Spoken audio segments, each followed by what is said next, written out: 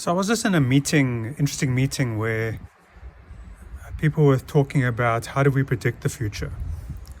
And the discussion about AI came up, artificial intelligence, which recently I read someone said should be called augmented intelligence. And I really like that because we should be using computers to augment human intelligence rather than replace human intelligence. So there seems to be two basic ways to predict the future. One is to look at the past.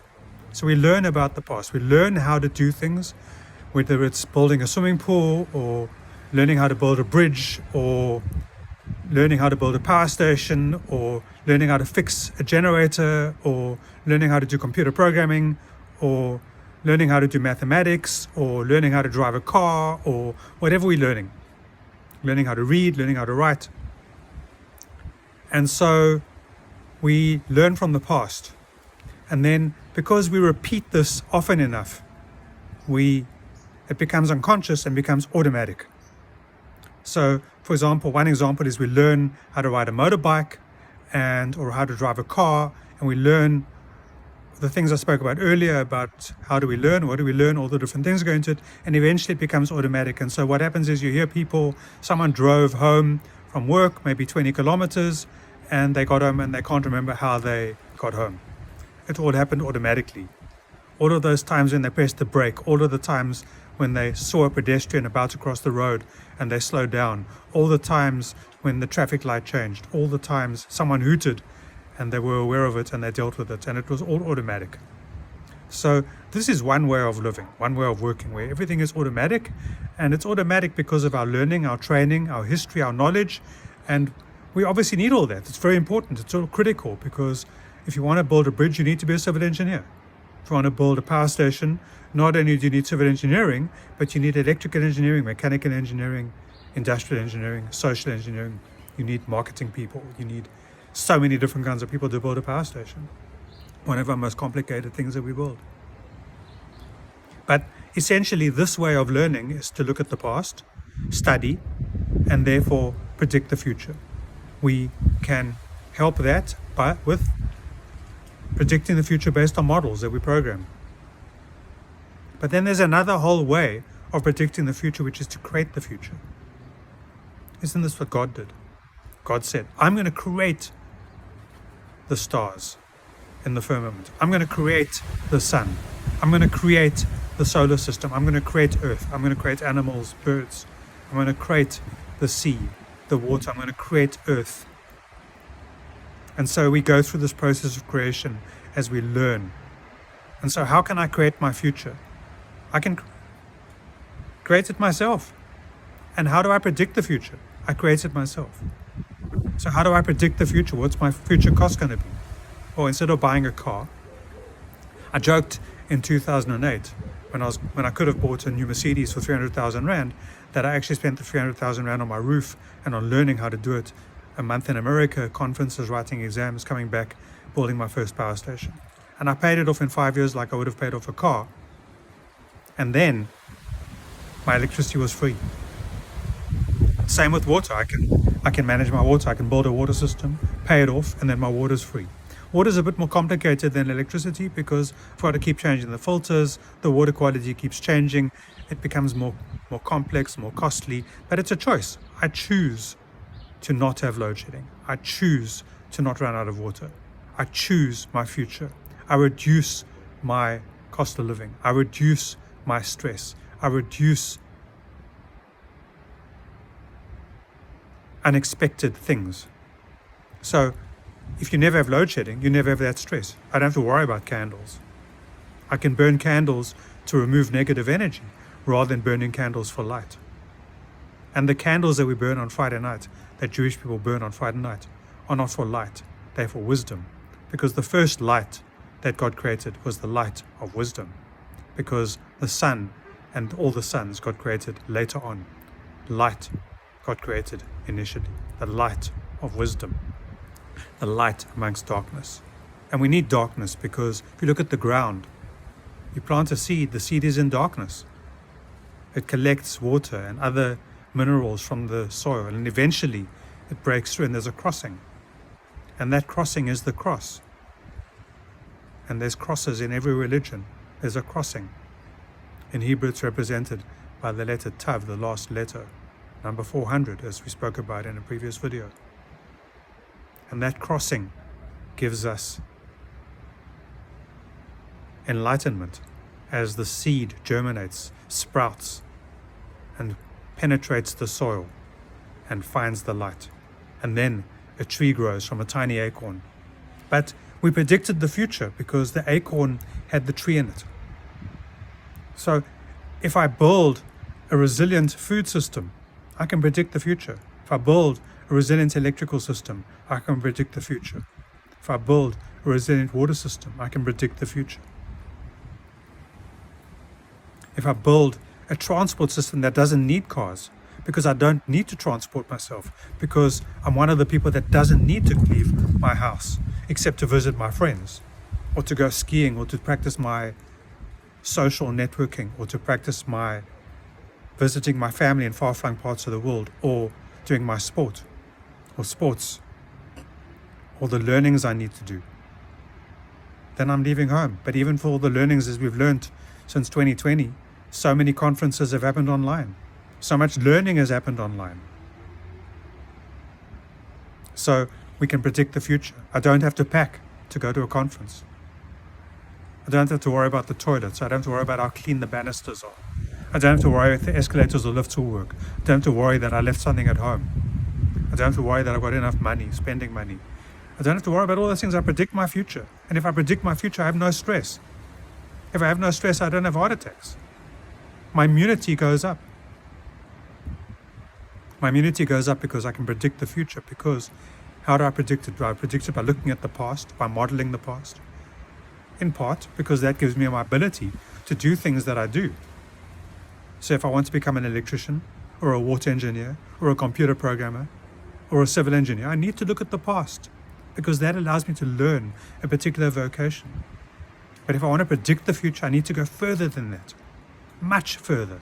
I need to go to intuition and into capability. I predict the future because I create the future. I create the future by not being in the normal world, which I call the mundane world, and you can read about it in my second book, which is called A User Manual for Life on Earth, which says that if I worry about my next meal, or I worry about the air I breathe, or I worry about where my money's coming from, or I worry about the food I eat, or the things I drink, is the water quality, or has it got germs and other rubbish in it? If I worry about all these things, I'm worried about all the mundane things that cause me to be stressed out. So I meet people that manage stress, and I say, but we don't need to have stress. We have stress because of all the mundane things. We have stress because we went out and bought a car because somebody, maybe our accountant or our bank manager or our friend, or even our eyes, we saw someone who's got a new car. We thought, gee, I can have that new car. But then we get someone like David who comes along and says, I don't need a car. I'm going to make my own electricity. I'm going to make my own water. Yes, I still need to buy electricity, and I still need to buy water, and I still need to buy food. But I'm working on a plan. I'm trying to get you to be part of that plan, to create your future. And when you create your future, you eliminate stress. You eliminate hardship. You don't have to do it by yourself. You can do it with your group. You can do it in your church group or your synagogue group. You can do it in your social club, your soccer club, or your motorbike club. You can do it in your mosque. You can do it in your school. You can do it in your business. That's why I've spoken about the Old Mutual Power Station and the Sanlam Power Station and the Standard Bank Power Station and Standard Bank UCount Power Station, or Standard Bank's loyalty clients in that particular program, or the Sanlam Reality, those people in that program, or the Discovery Plan, those people in that particular reality. And so we find possibility to create our future. And when we create our future, we eliminate stress. We eliminate problems. We find out how to eat. We find out how to build our immunity. We find out how to live in harmony with the planet. We find out how God operates. God created heaven and earth, light and darkness, everything, and yet gave us an opportunity to work with God in perfecting creation, in making the world a better place to live. That's our sole purpose on earth, to leave the world in a better place than we found it. Maybe the dogs are telling me that this video is too long and I should stop. But you tell me, shall we talk more about this? Is it in your vision? Is it the way you see things? Do you think you can create your future? Do you think you can work with your neighbors or your club or your friends or your school or your religious institution or your business or your government to create your future so that we can all live in abundance on this incredibly beautiful planet? Or do we just take and then be stressed out because we took, didn't give? It's a give and take, right? So we get air. I can breathe. I want the air to be clean. I want the air to be abundant. I want to make sure my energy system ensures that my air is clean. I want my energy system to ensure that my water is clean, that my food's clean. I want my water to be clean, and I want my food to be organic. I want it to be without pesticides. If there's a pesticide, I want it to be an environmentally friendly pesticide, not a pesticide full of chemicals that adds to the chemical burden in my body.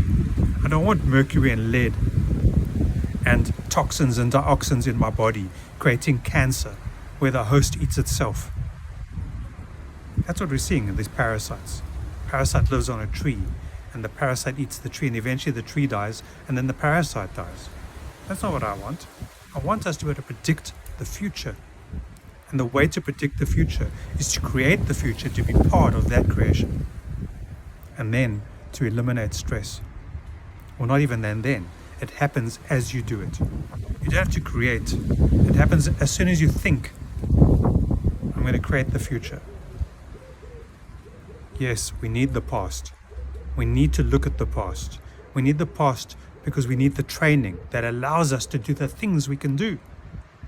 I mean, imagine that I said to you, let's go up this building, a 100-story building, or even a 5-story building. And suppose I said, there's no architect involved. There's no civil engineer involved with making the metal. How did you do it? I read it in a book. I watched a YouTube video. Would you be happy to go on that building or drive your truck over a bridge? Yes, people are watching YouTube videos and it's great. It adds. So if you're a civil engineer and you watch a YouTube video about a new type of bridge, you think, wow, I want to be able to build that bridge. But you have 12 years of school and maybe 10 years of education and knowledge and learning how to make steel and learning how to make concrete. And you put all that together and you build a new kind of bridge. And YouTube definitely helps with that. But I've hired people who told me they can do things, and when it failed, I said, how did you learn? They said, I watched a YouTube video. And I said, okay, that's very nice, but having watched the YouTube video, did you make it? Or am I the guinea pig? You're practicing on me. Practice on yourself. So we need education. We need that knowledge. We need that history. We need to know where we came from. But where we came from doesn't help us get where we're going. It only helps us get where we're going because it allows us to use tens of thousands of hours and tens of thousands of years and so much history and so much knowledge to be able to build who we are and build the capability that we are to go forward. It gives us the time we are in right now. But having a particular knowledge base doesn't predict the future. I did computer science. I can program in any programming language because I studied how the things work. I spent years studying relational databases and relational database science and set theory in mathematics and applied mathematics so that I could be the person that you go to when you get stuck. But the world wants somebody who says he can do this and so hires that person. That's great. We solve the problem in 6 months and then we're stuck. Because we're not creating the future. We're trying to suck from the past and we're trying to predict the future from the past, and we can't do that. Now maybe there's a paradox, and yes, there are paradoxes. We have to deal with paradox. We can predict the future from the past from the point of view of understanding how things work and using that knowledge to go forward. But we're still going to be stressed. If I build a road, then I build the road because I want to be less stressed. If I build a bridge, I build the bridge because I want to be less stressed. If I build a lift to go in a building, I want to do it because I want to be less stressed. But all of those things depend on electricity, because if I've got a road, I need petrol. The petrol got transported with electricity, etc., etc. The oil got converted into petrol with electricity. So I can predict the future by creating the future. I can't predict when I'm going to sneeze. So now it's 16 minutes and maybe the sneeze is the time for me to stop. But there's so much that we can do. There's so much we can do based on what we learned in the past that allows us to be what we are. But then there's so much more to learn about how to create the future. Let's create a future where we're not stressed, where our infinite intelligence is woken up, where our capability is infinite, where we can travel to each other without leaving our desk or our house because we can bilocate. We can be in two places at the same time, or we can use our imagination to be together with each other without needing holograms or virtual reality headsets. We have infinitely powerful brains. We have infinitely powerful connectivity. We have infinitely powerful possibility. We are infinite beings, stuck in a mundane body. Learning about the past and trying to use the past to predict the future, not realizing that the past only predicts now, this instant. How do we predict the future? How do we make it less stressful? We create the future. So let's create the future together.